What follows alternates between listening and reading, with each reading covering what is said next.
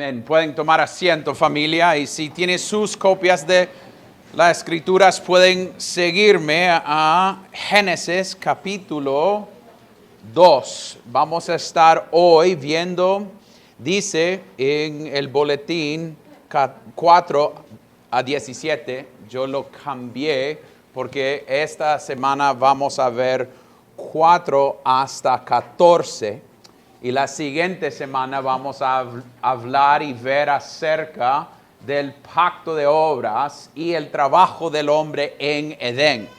Entonces, en vez de ir y tratar de lograr terminar todo lo que hay en estos 14 versículos, era mejor decir, vamos un poquito más despacio. Entonces, vamos a leer versículos 4 hasta 17, pero hoy nos vamos a enfocar en 4 hasta 14. 4 hasta 14. Les pido que se pongan atención. Esto no es Aarón hablándoles, esto es Dios. Nuestro Dios está vivo y activo y su palabra es suficiente y útil para nosotros. Pongan atención. Estos son los orígenes de los cielos y de la tierra cuando fueron creados. El día en que el Señor Dios hizo la tierra y los cielos, aún no había ningún arbusto del campo en la tierra, ni había aún brotado ninguna planta del campo, porque el Señor Dios no había enviado lluvia sobre la tierra, ni había hombre para labrar la tierra. Pero se levantaba de la tierra un vapor que regaba toda la superficie del suelo. Entonces el Señor Dios formó al hombre del polvo de la tierra y sopló en su nariz el aliento de vida. Y fue el hombre un ser viviente. Y el Señor Dios plantó un huerto hacia el oriente en Edén. Y puso ahí al hombre que había formado. El Señor Dios hizo brotar de la tierra todo árbol agradable a la vista y bueno para comer. Asimismo, en medio del huerto hizo brotar el árbol de la vida y el árbol del conocimiento del bien y del mal. Del Edén salió un río para regar el huerto y de allí se dividía y se convertía en otros 4 ríos. El nombre del primero es Pisón. Este es el que rodea toda la tierra de Ávila, donde hay oro. El oro de aquella tierra es bueno. Ahí hay bedelio y ónice. El nombre del segundo río es Gihón. Este es el que rodea la tierra de Cus. El nombre del tercer río es Tigris. Este es el que corre al oriente de Asiria. Y el cuarto río es el Eufrates. El Señor Dios tomó al hombre y lo puso en el huerto de Edén para que lo cultivara y lo cuidara. Y el Señor Dios ordenó al hombre, de todo árbol del huerto podrás comer, pero del árbol del conocimiento del bien y del mal no comerás, porque el día que de él comas, ciertamente te morirás. Esto es la palabra de Dios. Oremos. Padre Santo, llegamos delante de ti reconociendo que a veces llegamos delante de tu palabra, a veces esperando que terminamos esta parte del culto, porque nuestros corazones son duros, o hemos llegado con otras cosas que vienen en camino y queremos ya irnos. Pero Dios, pedimos que durante estos siguientes momentos, que tú puedes darnos habilidad para entender tu palabra. Ayúdanos a ver tu bondad y gracia en la creación. Ayúdanos a ver tu gloria, oh Dios. Ayúdanos a ver a dónde debemos poner nuestros ojos. Ayúdanos a ver tu cuidado sobre nosotros. Oh Dios, pedimos que nosotros no saliéramos de acá en la misma o de la misma manera por lo cual entráramos. En la idea que podamos ser cambiados por tu palabra, oh Dios. Háganos entender, darnos convicción de pecado. Ayúdanos a ver que nuestra única esperanza no es en buscar otras maneras para llegar al cielo, pero es ir solamente a Cristo. Levanta el nombre de Cristo entre nosotros hoy. Que hoy sea día de salvación, oh Dios. Y pedimos esto en el nombre de Cristo. Amén y amén. Entonces, llegando a capítulo 2, podemos ver que hay una diferencia. Hay una diferencia en la idea que hay un enfoque en capítulo 2 acerca de lo que Dios está haciendo con el hombre. Pero antes de iniciar, yo tengo que mencionar la idea que los dos capítulos son escritos por Moisés. Es la palabra de Dios. Yo quiero mencionar eso porque históricamente y hoy día hay bastante gente que quieren luchar por la idea que por las diferencias entre capítulo 1 y capítulo 2 es hay una defensa que es dos escritores escribiendo esto. O que hay dos historias y Israel agarró y uno es más poesía y la otra más literal. Pero debemos decir que la mayoría de gente que agarran esas cosas a veces quieren agarrarlo para defender ciertas ideas de evolución. Pero nosotros debemos decir que lo que estamos leyendo en esta parte es algo histórico. Es algo que sucedió, que Dios está usando Moisés para defender cómo llegó a ser creado el hombre. Porque quiero mencionar esto. Porque aunque vivimos en un país un poco conservadora y hoy nosotros podemos decir que varios de nosotros hemos venido de iglesias evangélicas, en iglesias evangélicas ya están enseñando que este primer Adán fue un homídeo, ¿cómo es hominid? ¿Homído? Voy a verlo lo tengo acá, creo. Pero la idea es homínido. Ahí está, homínido. ¿Qué es eso? Es que fue un animal, un mono que Dios adoptó sobre tiempo y lo hizo como hombre.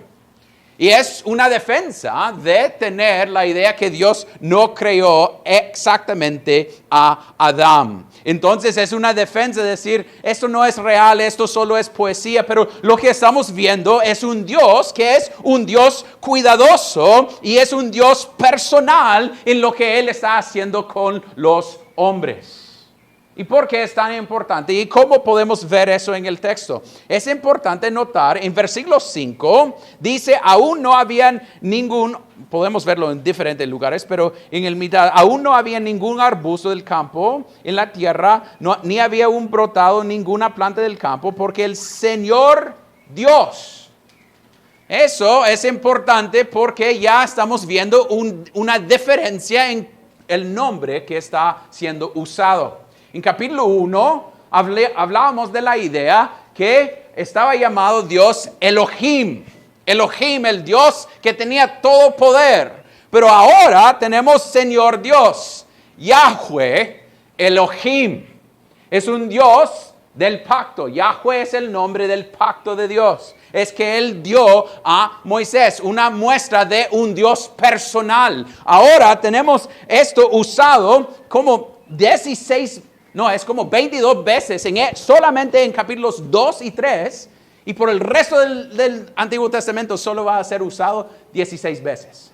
Entonces es Él mostrando, yo soy el Dios creador, pero personal. El Dios que lo conoce a ustedes, es un Dios íntimo, es un Dios que está mostrando que Él está haciendo el hombre en una manera cuidadosa. Y no solamente cuidadosa, pero proveyendo por el hombre en el proceso de hacer esta cosa. Entonces, para ver hoy hay dos puntos. Uno es Yahweh creando el hombre en una manera cuidadosa. Yahweh creando el hombre en una manera cuidadosa. Y 2, Yahweh proveyendo por el hombre en una manera cuidadosa. Entonces, Yahweh creando el hombre en una manera cuidadosa. Y eso podemos ver en versículos 4 a 7. Veamos en versículo 4 que dice, estos son los orígenes de los cielos y de la tierra cuando fueron creados. El día en que el Señor Dios hizo la tierra y los cielos. Aquí dice, estos son los orígenes. Eso es la palabra en hebreo toledot, que había mencionado que hay 10 toledot en Génesis. Son cosas para marcar generaciones. Entonces, una manera que nosotros podemos ver que esto es un Adán histórico es a través de este toledot. Cuando inicia con Abraham, cuando inicia con Isaac, cuando inicia con Jacob, toledot, generaciones de estos hombres. Entonces podemos ver que este texto está tratando a Adán como alguien histórico. No alguien que solo es una imagen o un fantasma o alguien que fue adoptado, no, pero alguien creado. Entonces Dios, mostrando cómo sucedió todas las cosas, está mostrándonos que esto es un proceso. Y que nosotros no debemos confesar evolución teística. Esto no es que Dios es alguien que creó algo y a través de millones y millones y millones de años, de estas cosas sucedieron. No, Él creó todo y formó todo y lo hizo de inmediata, lo que hemos visto en el texto anterior. Pero ustedes pueden ver a este texto y decir, pero estoy un poco confundido, Aarón. Porque aquí en versículo 5 dice, aún no había ningún arbusto del campo en la tierra, ni había un brotado ninguna planta del campo, porque el Señor Dios no había enviado lluvia sobre la tierra, ni había hombre para labrar la tierra. Entonces, si esto es la misma creación, ¿qué está sucediendo acá? Pienso que en el texto lo que él está haciendo es como a veces nosotros recontamos cosas y no damos todas las cosas literalmente. Él está hablando del día número 3, cuando Dios creó todas las plantas. Y está reconociendo que no había plantas. Pero en versículo 5 o 6 empieza a hablar de que hay lluvia o cosas que un vapor que viene del suelo y está dando para las plantas. Entonces Dios dio plantas en día 3 y después dio un hombre para tener dominio sobre ellos. No tiene que decir que tiene que ser literal, que él está tratando de decir, esto es diferente. No. Está hablando de los días en una manera de decir, mire, había un tiempo, día 3, cuando plantas llegaron y después Dios proveyó un hombre para estar sobre ellos. Entonces es como Él está haciendo la cosa, no es que Él está dejando la cosa sobre tiempo. Pero mire qué tan importante es ver cómo Él hizo la cosa. Versículo 7 dice, entonces el Señor Dios formó al hombre del polvo de la tierra. Es interesante que esa palabra hombre, donde nosotros sacamos el nombre Adán, es Adán en hebreo, viene de Adamá, que es la tierra. Adán de Adamá. Entonces es un juego con las palabras en hebreo. Es para mostrarnos que en ciertos sentidos nosotros somos del polvo. Es para mostrarnos que a veces pensamos que somos más importantes de lo que somos y este texto está mostrándonos quién somos. A veces nosotros odiamos la idea que ayer en la noche estábamos hablando de en esta cultura latina, a veces llamar gente cosas acerca de animales, especialmente perros y cosas así, es ofensivo. Pero a veces nosotros queremos decir, qué ofensivo es ser llamado de que nosotros veníamos de qué, de monos. Pero aquí está diciendo que nosotros venimos de polvo y a polvo vamos a regresar. Es mostrar que Él no usó lo que había para hacernos y para formarnos. Debe causarnos ser humillados. Y debe causarnos pensar que nosotros no somos más de lo que pensamos que somos. Entonces la idea es a veces nosotros tenemos una alta visión de nosotros. Y quiero luchar aquí en dos lados. Yo sé que somos imagen de Dios. Y eso es lo que nos hace importante. Pero para humillarnos todavía somos parte de la creación. Él es el creador y Él nos da a nosotros nuestra identidad. Entonces es Él diciendo, yo voy a ser ustedes, y debe humillarnos.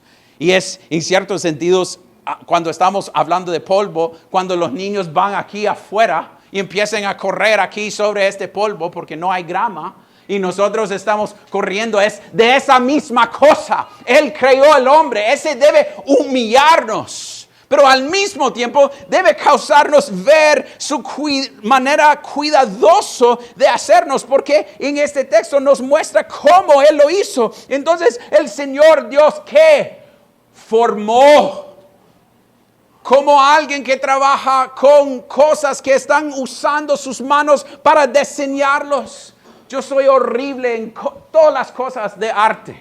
A pintar, a formar cosas, no soy nada bueno para nada. Pero cuando otros están haciéndolo, es buenísimo ver cuando alguien que tiene esa habilidad está pintando o está formando algo de barro o mostrando cómo pueden usar sus manos. Está mostrando una habilidad de hacer algo. Y es exactamente lo que Dios está haciendo aquí. Es una manera personal. No es, ya está. No. La palabra en el hebreo es una palabra íntimo. Él está agarrando polvo y haciendo el hombre en su imagen. Y después el texto dice, y sopló en su nariz el aliento de la vida. Esa otra manera de decir es bien íntimo. Es Él acercando al hombre y dándole vida. Sosteniéndolo. El hombre ya formado tiene que tener la habilidad para respirar, y el hombre depende de Dios para tener esa respiración. Depende de Dios para darle la habilidad para tener vida. Y es un Dios personal, cuidadosamente formando, y está formándolo diferente.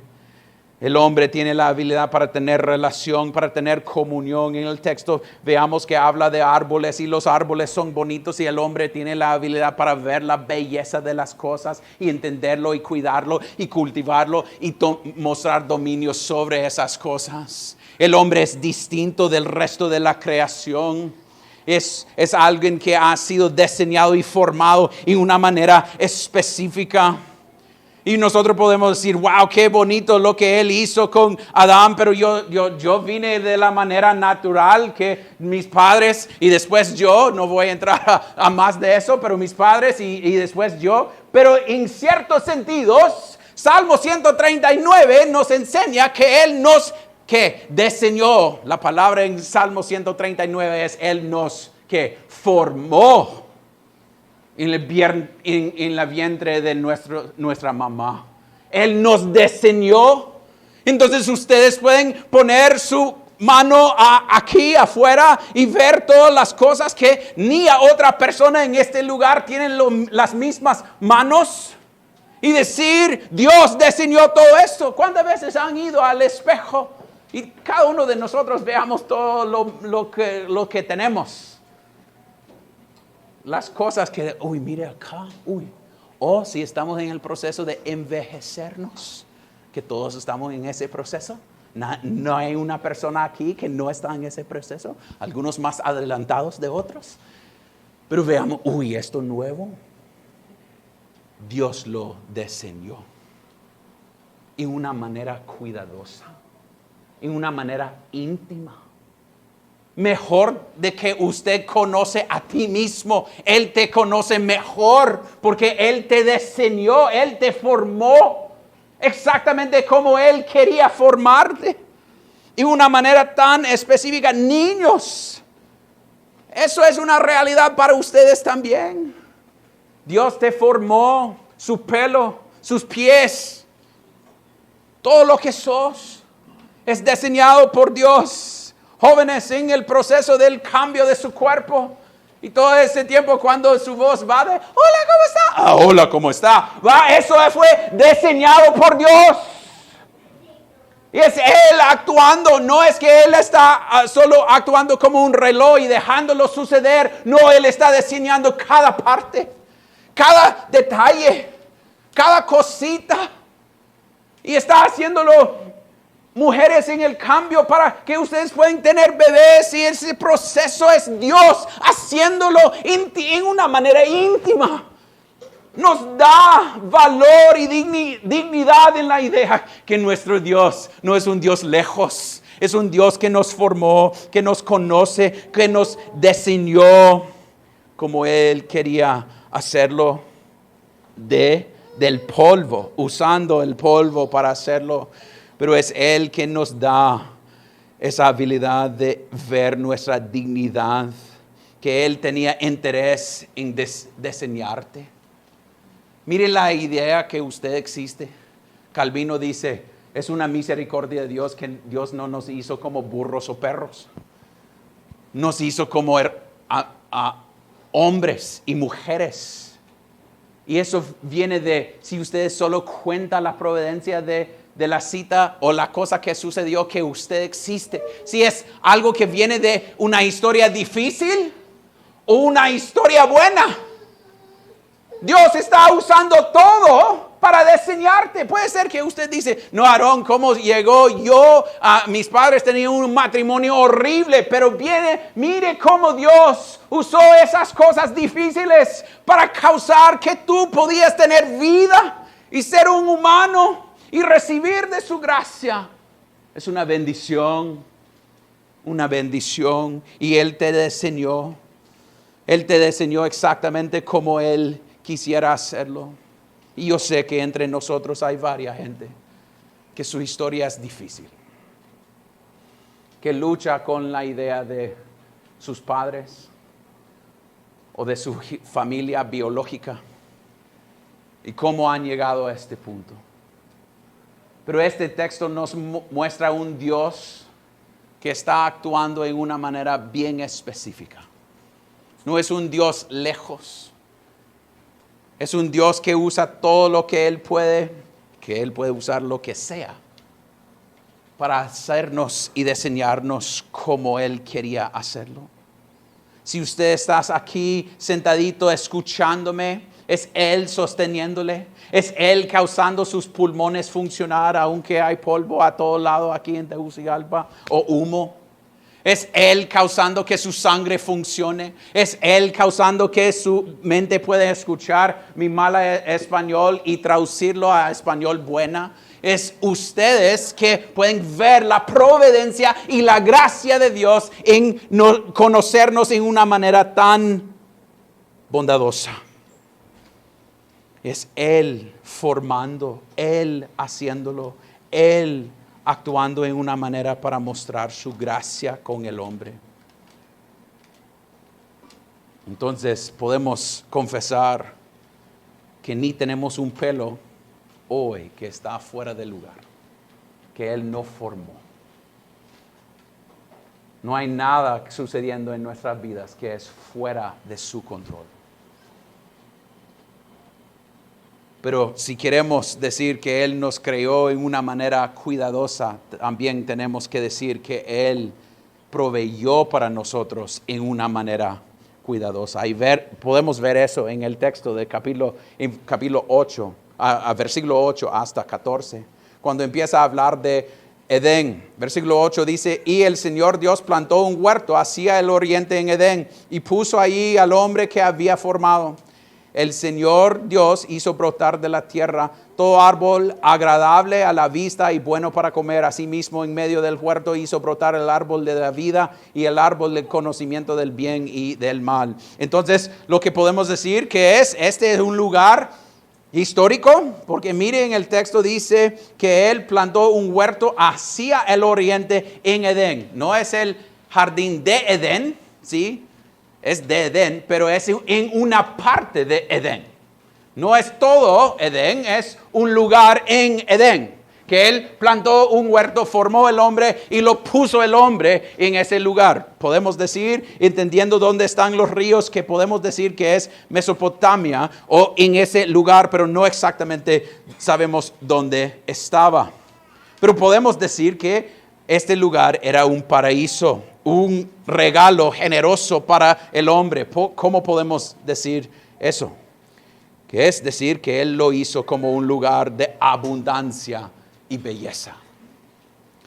Veamos en versículo 9 que dice: el Señor hizo brotar de la tierra todo árbol que agradable a la vista y bueno para comer. No sé, para mí aquí en Tegucigalpa y en Honduras me encantan esos árboles. Siempre estoy olvidando el nombre, pero que tiene ese color naranja y se tiran una vez al año y parece fuego, ¿va? Y es tan bonito y llama la atención y usted puede decir, wow, qué bonito. Y esto es, en Edén, era tan bello lo que Dios había creado. No era como, qué bonito su jardín. Es un buen jardín. No, era algo bello, algo que llamaba la atención. Pero además de probar belleza, le dio abundancia. Mire, aquí dice: el Señor hizo brotar la tierra a la cosa agradable a la vista y bueno para comer. Asimismo, en el medio del huerto hizo brotar el árbol de la vida y el árbol del conocimiento del bien y del mal. Entonces, abundancia en proveer comida y árboles que eran buenas para tener y comer de ellas, todo dispuesto para el hombre, y ríos y agua y oro y cosas. Y el viernes, cuando estábamos hablando de esto, alguien me preguntó, pero ¿por qué tanto enfoque en estas cosas? Porque nos importa que había como oro, o que estaba en tierra de Cus, o que estaba esas cosas donde dice, habla de bedelio y ónice. ¿Qué importancia es eso? ¿Quién está escuchando esto? Es la gente que han estado fuera de la tierra de la promesa. Es Moisés escribiendo para Israel, esperando la promesa de Dios. Entonces el texto nos muestra estas cosas para mostrarnos que este Dios es un Dios de abundancia y es Él que va a proveer para ellos. Entonces en esta abundancia veamos belleza, pero también veamos vida. Como vida. Hay 4 ríos que dicen aquí, no voy a entrar a todos los ríos, pero la idea es, en el Antiguo Testamento y en la Biblia podemos ver que ríos o agua corriente es una manera de mostrar vida y satisfacción. Usted puede verlo en Salmos 36, versículos 8 y 9. La idea que sostener a través de agua. Es una manera de proveer vida, que en este Edén no había la muerte, no había cosas siendo destruidas, no había cosas, era totalmente vida provisto y sostenido por Dios. Pero el hombre en Edén tenía otras cosas. Tenía que trabajar. Versículo 15. El Señor Dios tomó al hombre y lo puso en el huerto de Edén para que lo cultivara y lo cuidara. El hombre tenía que trabajar la tierra. Tenía que proteger. Pero estas palabras a veces es mejor leerlo en vez de cultivar y cuidar. Es más servir y proteger. Servir y proteger, servir en el jardín como un sacerdote y protegerlo como un rey. Eso es a donde podemos ver a Cristo, el segundo Adán. La responsabilidad del hombre es servir a lo que Dios ha dado a él y protegerlo y no dejar pecado entrar en el jardín. Pero significa también trabajar. Que es otra vez que nosotros la próxima semana vamos a hablar de esta idea, que trabajar no es algo malo, es algo bueno, no es algo para odiar, Es algo que debemos hacer. No es vivir hasta 65 solo esperando cuando no tengo que trabajar. No, eso no es la meta. El trabajo es bueno. La consecuencia del pecado que hace el trabajo difícil es algo que es difícil, pero no es el trabajo. Pero ¿cuáles son otras cosas en Edén que son maneras que Dios ha dado cosas cuidadosamente? Podemos ver que en Edén, en otros textos, pero aquí también defender que en Edén había la presencia de Dios.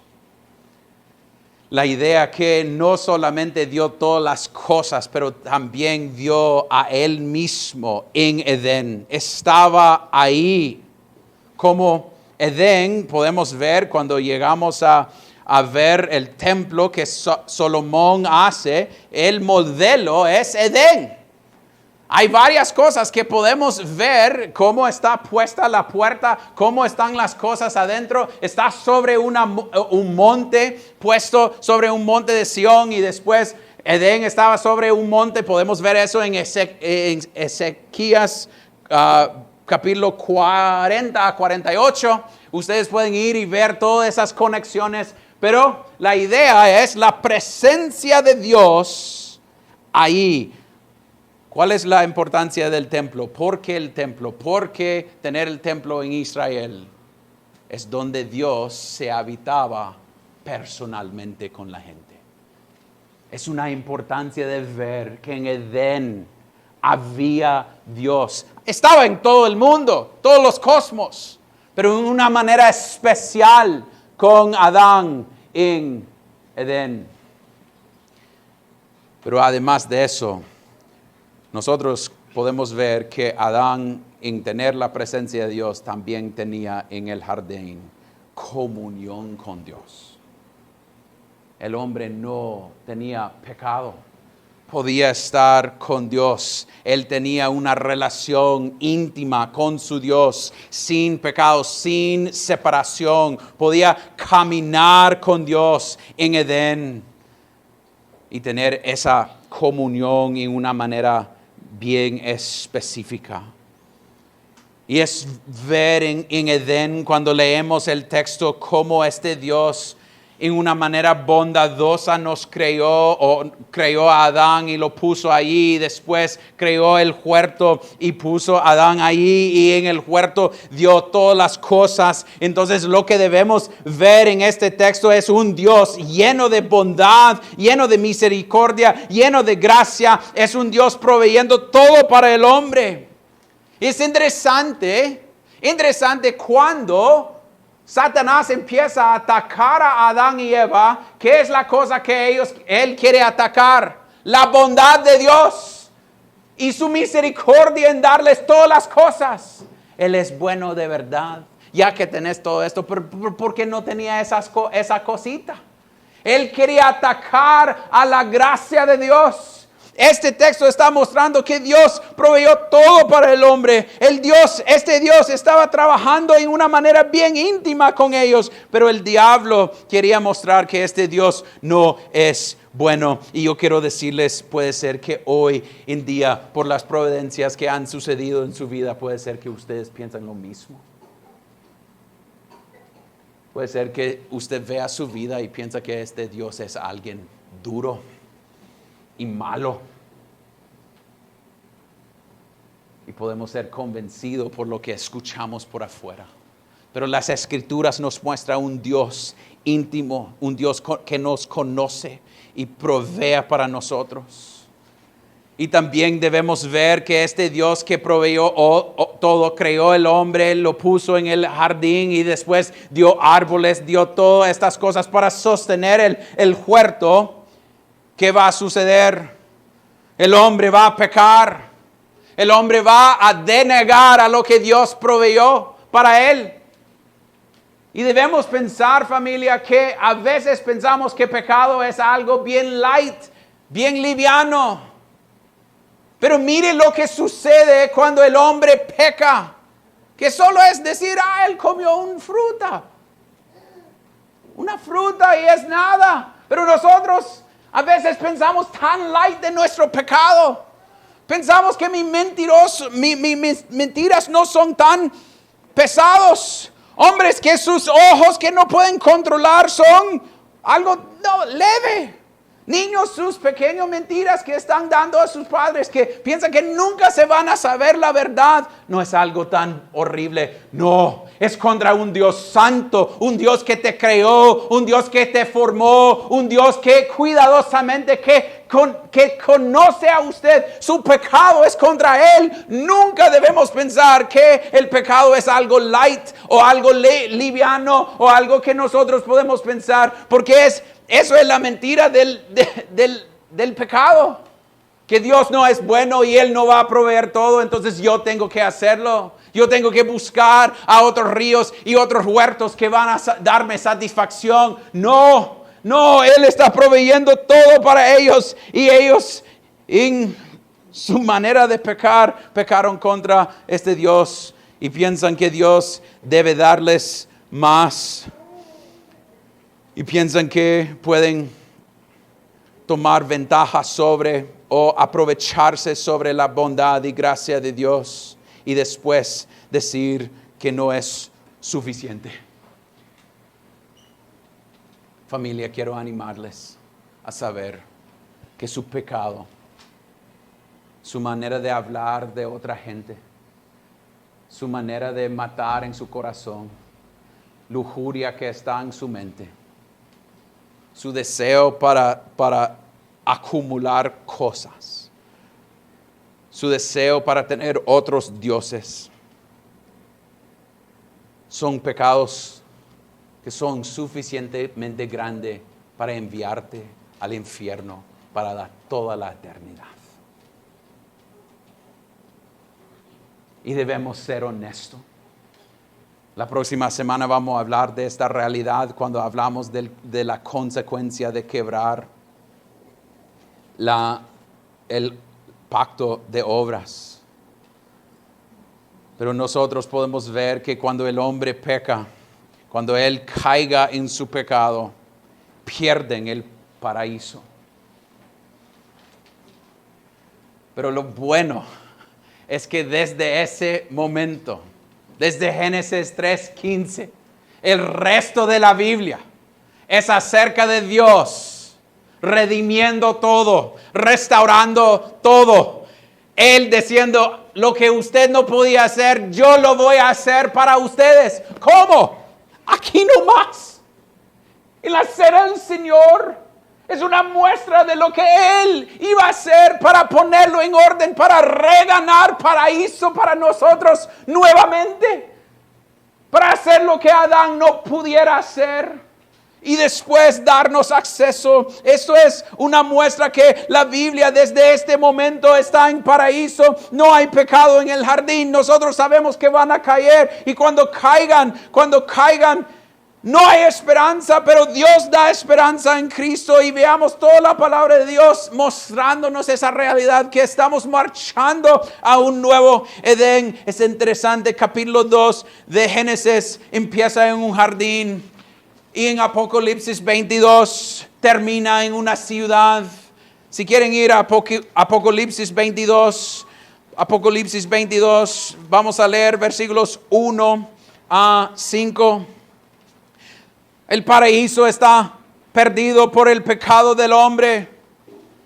Pero en versículo 1, capítulo 22, dice, después el ángel me mostró un río. Mire las cosas en común con Edén. Mostró un río de agua de vida, resplandeciente con cristal, que salía del trono de Dios y del Cordero, en medio de la calle de la ciudad. Y a cada lado del río estaba el árbol de la vida, que produce 12 clases de fruto, dando su fruto cada mes. Y las hojas del árbol eran para sanidad y de las naciones. Ya no habrá más maldición. El trono de Dios y del Cordero estará ahí y sus siervos le servirán. Ellos verán su rostro y su nombre estará en sus frentes. Y ya no habrá más noche y no tendrá necesidad de luz de lámpara ni de luz de sol, porque el Señor Dios Yahweh Elohim. Yahweh Elohim. El mismo Dios de dos está en la ciudad del Nuevo Jerusalén. Inicia en Edén, en un jardín, y termina en una ciudad, y el rey de los dos es el mismo Dios. El mismo Dios. No ha cambiado. Es Él siendo fiel a su gente y reinará por los siglos de los siglos. Lo que debemos tener en esperanza, familia, estamos yendo a ese lugar. Eso es nuestra esperanza. Eso, si somos creyentes, es donde queremos ir, donde está Yahweh Elohim. Adentro de esa ciudad hay el Cordero que dio su vida para que nosotros tuviéramos acceso. Ahí es el árbol de la vida, a donde nosotros vamos a comer y probar. Pero más de eso, en el texto dice que no hay maldad o maldición, y ya no habrá más maldición. La lucha está terminada. Paraíso perdido en Génesis 2 y 3. Paraíso reganado a través de Cristo en Apocalipsis 22. Eso es donde debe estar su esperanza, es viendo a Él, poniendo sus ojos en Él. Si sos creyente, debe decir, eso es lo que estoy esperando. Mis ojos están puestos a la eternidad cuando vea las providencias en esta vida, cuando estoy luchando como madre en mi casa con mis niños, cuando estoy luchando en mi trabajo como padre o como alguien trabajando en cualquier área del trabajo, cuando estoy luchando con mi propio pecado. Lo que debe causar es, ven pronto, Cristo. Yo quiero estar en el Nuevo Jerusalén, viendo el Cordero cara a cara. Eso es nuestra esperanza. No es acá. No es comprar un terrenito aquí, tener una mejor casa y decir, no estoy diciendo que eso es malo, pero estoy diciendo que si eso es su deseo y todo lo que va a ser satisfecho, no es el punto de la vida. El punto de la vida es tener Dios y ver que estamos en camino a un mejor lugar donde vamos a reunirnos con toda tribu, de todas épocas, de cada nación. Y vamos a estar con nuestro Dios. ¿Eso es lo que ustedes quieren? ¿O solo quieren un buen almuerzo hoy? ¿O solo lo que viene mañana? ¿O debemos ver mañana en vista de la eternidad? ¿A dónde vamos? ¿A dónde nuestra esperanza está? Pero quiero decirles algo. La única entrada por allá es a través de Cristo. No hay otra manera. Él nos dijo eso. Entonces, si no sos creyente, jóvenes, niños, adultos, fariseos, si sus ojos no están puestos en Cristo, si su esperanza no es Cristo, si usted piensa que usted puede justificar a ti mismo o hay tiempo, deje de pensar eso, porque si estás viviendo en pecado y viviendo abiertamente y odiando a este Dios, no conoce a Cristo, venga a Cristo, ve a Él, confía en lo que Él hizo. Pero si sos creyente, descanse en la obra terminada de Cristo. Oremos. Padre Celestial, te damos gracias por este texto. Oh Dios, pedimos que nosotros podemos ver que la Biblia es una sola historia, una sola cosa, mostrándonos tu fidelidad con nosotros. Oh Dios, ayúdanos a depender de ti. Ayúdanos ver que nuestra esperanza no viene de nosotros mismos. Pero, oh Dios, también ayúdanos ver que en vista de tu bondad y gracia con nosotros debemos responder con obediencia. Ayúdanos en luz de su gracia a responder así, oh Dios. Para ellos entre nosotros que no están caminando contigo, Dios, darles ojos para ver su necesidad, a confesar su pecado y venir al Cordero, al único que puede darnos acceso a esa eternidad y descansar en tu obra, oh Cristo. Y oremos esto en el nombre de Cristo. Amén y amén.